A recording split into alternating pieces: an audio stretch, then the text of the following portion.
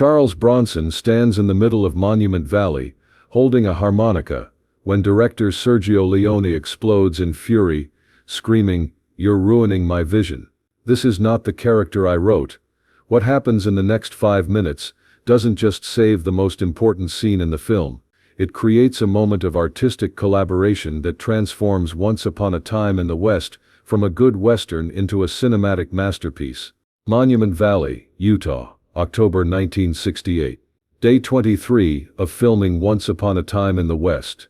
The red sandstone formations stretch endlessly under a crystalline blue sky, creating the mythic landscape that Sergio Leone envisioned for his American Western epic. At the center of this natural cathedral, Charles Bronson prepares for the film's crucial flashback sequence, the moment that reveals his character's motivation and transforms the entire story. Charles plays harmonica, a mysterious gunfighter seeking revenge against the ruthless Frank, played by Henry Fonda.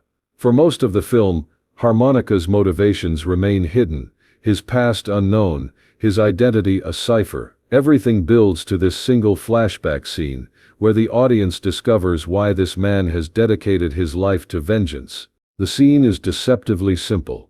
Young Harmonica, played by a child actor, is forced to support his older brother on his shoulders, while a noose tightens around the brother's neck. Frank places a harmonica in the boy's mouth, forcing him to play while his brother slowly strangles. It's the origin of both Harmonica's name and his quest for justice. Leone has envisioned this scene as the emotional climax of his film, the moment that gives meaning to everything that came before. He spent weeks preparing for it, obsessing over every detail, every camera angle, every emotional beat. This is his masterpiece, his statement about the mythology of the American West. But as they rehearse the adult harmonica's reaction to the flashback, Leone grows increasingly frustrated. Charles's interpretation doesn't match the director's vision. Leone wants explosive emotion, operatic grief, the kind of theatrical response that punctuates his other films. Charles offers something quieter, more internal, more controlled. "No, no, no," Leone shouts, his Italian accent thickening with frustration. "This is wrong, all wrong." The crew freezes. Everyone knows Leone's reputation for perfectionism, his demanding directorial style, his explosive temperament when things don't meet his exacting standards. But they've never seen him this agitated with Charles, who's been professional and collaborative throughout the production. "Charles," Leone continues, his voice rising across the desert, "you must show the pain. The audience must see the devastation in your face. This moment changes everything." Charles stands quietly in the center of the chaos, holding the harmonica that serves as both prop and symbol. At 47 years old, he's finally gotten his chance to carry a major film, to work with one of cinema's visionary directors. But he fundamentally disagrees with Leone's interpretation of this crucial moment. "Sergio," Charles says calmly, "may I try it once more? My way?" "Your way is wrong," Leone explodes. "You're ruining my vision. This character has carried this pain for 15 years. He must show it. The audience must feel it." The crew exchanges nervous glances. Cinematographer Tonino Delle Colli adjusts his camera nervously. Composer Ennio Morricone, visiting the set to observe scenes he'll later score, watches the confrontation with fascination. Henry Fonda and Claudia Cardinale, the film's other stars, observe from the sidelines. Charles looks around the set, taking in the faces watching this artistic disagreement unfold. Then he does something unexpected. He walks directly to Leone, close enough that their conversation becomes private despite the crowd of observers. "Sergio," Charles says quietly, "what do you see when you look at me?" Leone's anger falters slightly, confused by the unexpected question. "I mean, what do you see in my face, in my presence? What made you cast me instead of someone else?" Leone considers this, his artistic instincts overriding his frustration. I see someone who has lived through pain, someone who understands what suffering looks like, someone authentic." "Exactly," Charles nods. "And how do men like that handle the worst moments of their lives?" Leone stares at him, beginning to understand where this conversation is leading. "They don't scream, Charles continues. They don't collapse, they don't make their pain into performance. They absorb it. They let it change them from the inside. They become quiet in ways that are more terrifying than any explosion. Charles raises the harmonica, looks at it with the kind of focus that suggests he's seeing something beyond a simple musical instrument. Harmonica has been planning Frank's death for 15 years. 15 years of living with that memory, of carrying that pain, of letting it shape every decision he makes. A man like that doesn't break down when he finally gets his revenge. He gets quiet, deadly quiet. Leone listens, his director's instincts recognizing something valuable in Charles's interpretation. You want operatic emotion, Charles says. I understand that. Your films are operas. But this moment is about the difference between hot revenge and cold justice. Harmonica isn't exploding with pain. He's finally free of it. Charles steps back, addresses Leone loud enough for the crew to hear. Let me show you what I see in this moment. Let me show you how a man looks when he's carried a burden for 15 years and finally gets to set it down. Leone considers this for a long moment. Around them, the crew waits in silence, understanding they're witnessing an artistic collaboration at its most intense. Show me, Leone says simply. But before Charles can begin, Henry Fonda approaches. The legendary actor has been watching this exchange with growing interest, understanding its importance to the film's success. Sergio, Fonda says. His voice carrying the authority of Hollywood royalty. May I add something? Leone turns, surprised by the interruption. I've been playing Frank, Fonda continues, and I've been thinking about this scene from his perspective. What Charles is describing, it makes Frank more dangerous too, more afraid. How so? Fonda looks at Charles with professional respect. If harmonica explodes with emotion, Frank can dismiss him as unstable, unpredictable, possibly defeated by his own trauma. But if harmonica is this cold, this controlled, this patient, then Frank faces something truly terrifying. Charles nods, understanding where Fonda is going. Frank realizes he's not facing a man consumed by revenge. Fonda continues. He's facing a man who has been planning this moment for 15 years, who has thought through every possibility, who has become something beyond human in his dedication to justice. Leone processes this, his cinematic imagination seeing new possibilities in the scene. Charles, Leone says, show me this cold justice. Show me this patient death. Charles positions himself for the scene. The cameras roll. The child actor playing young harmonica struggles to support his brother while Frank forces the instrument into the boy's mouth. The present-day harmonica watches this memory unfold. But this time, Charles's face transforms differently. Not with explosive grief, but with something far more chilling. The face of a man watching the moment that defined his entire adult life.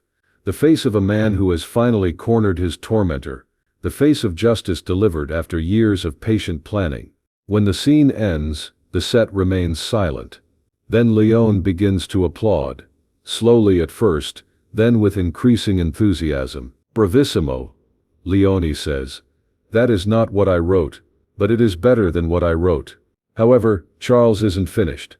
He approaches Leone again, this time with additional ideas sparked by the successful take.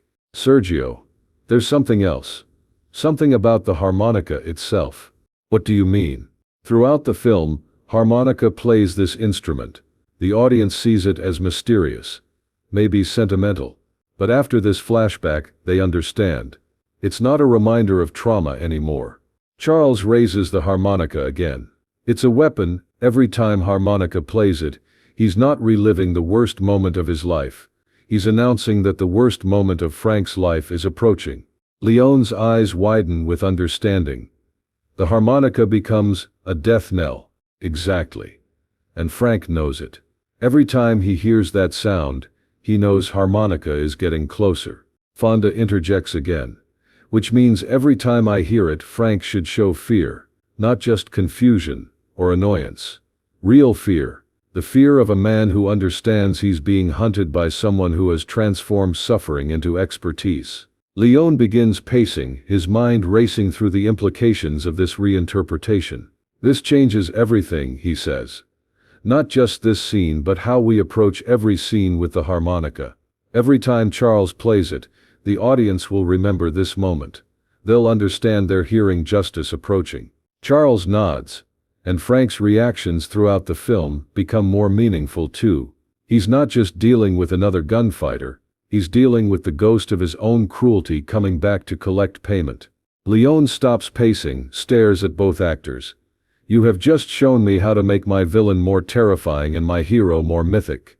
This is what I hoped for when I cast you both. But then something unexpected happens. Ennio Morricone, who has been observing silently, approaches the group. Sergio, the composer says, may I suggest something about the musical score for this scene? Of course, Ennio. What Charles and Henry have shown us, this changes how I should score harmonica's theme.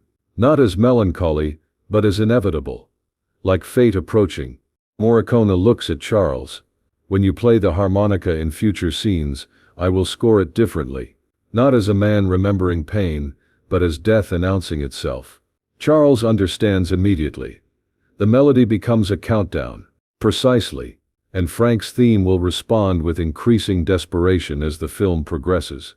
The music will tell the story of justice closing in. Leone claps his hands together. Perfect. This is collaboration at its finest.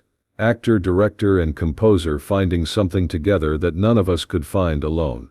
The crew watches in fascination as three masters of their crafts work through the artistic implications of this single scene. What started as a disagreement has become a creative breakthrough. You know what this means? Leone asks, his excitement building. We must reshoot several earlier scenes. Scenes where the harmonica appears. Now that we understand its true meaning, we can make them more powerful. Charles agrees. The scene in the saloon, where I first play it near Frank, he should recognize the sound, even if he can't place the memory immediately. Fonda adds, and my reactions can be more subtle, but more revealing. The audience will understand on a second viewing that Frank knows he's doomed from the moment he hears that harmonica. Over the next hour, they discuss specific scenes, specific moments where this new understanding of the character and his motivation will enhance the storytelling. Leone takes notes, Morricone sketches musical ideas, and both actors work through the emotional implications of their characters' relationship. When filming resumes the following day, everything has changed, not just the flashback scene, but the entire approach to harmonica's character. Charles plays him with the controlled intensity they discovered together. Fonda responds with the increasing desperation of a man who understands he's being hunted by his own past. The flashback scene becomes legendary, but more than that, it elevates the entire film. The harmonica transforms from a simple prop into a symbol of justice, delayed but never forgotten.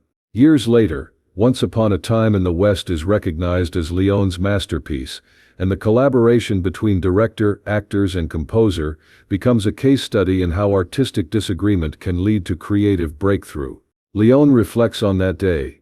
Charles taught me that sometimes the actor understands the character better than the writer. Sometimes you must let the performer show you aspects of your own creation that you never saw. Charles credits Leone with creating the space for artistic risk-taking. Sergio was passionate about his vision, but wise enough to recognize when that vision could be improved. That's what real directors do. Fonda adds, when artists respect each other enough to argue about the work, magic can happen. We didn't just make a movie that day, we discovered a movie none of us knew we were making. And Morricone. The best film scores come from understanding the deepest truths about characters. Charles and Sergio showed me that harmonica's theme needed to be about destiny, not tragedy. 5 minutes of artistic disagreement that created one of cinema's most memorable characters. 5 minutes where a director's vision collided with an actor's interpretation and produced something greater than either imagined. The scene they perfected that day doesn't just serve the story, it transcends it, becoming a meditation on justice, patience, and the quiet power of men who have learned to transform pain into purpose. Sergio Leone thought Charles was ruining his vision. Instead, Charles helped him perfect it, and in doing so, they created a moment of cinema that endures 50 years later, as a masterclass in the collaborative art of filmmaking.